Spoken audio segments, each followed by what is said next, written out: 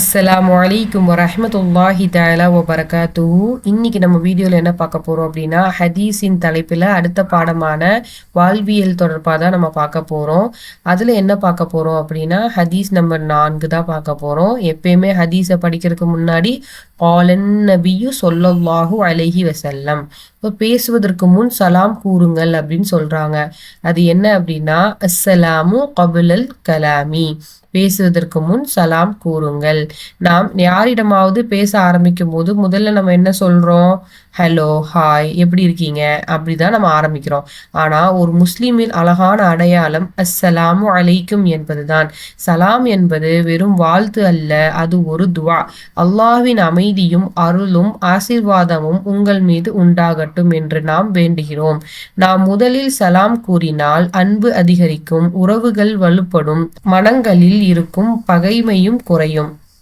எனவே இன்று முதல் ஒரு பழக்கம் உருவாக்குவோமா?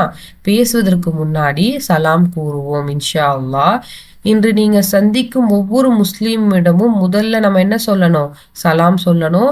ஒரு சிறிய சலாம் கூட அல்லாஹ்வின் அருளை பெறும் காரணமாகவும் சகோதரத்துவத்தையும் வளர்க்கும் அழகான சுன்னத்தாகவும் அமையும் இன்ஷா அல்லாஹ். அதனால இன்னையிலிருந்து நம்ம சொல்லலாமா?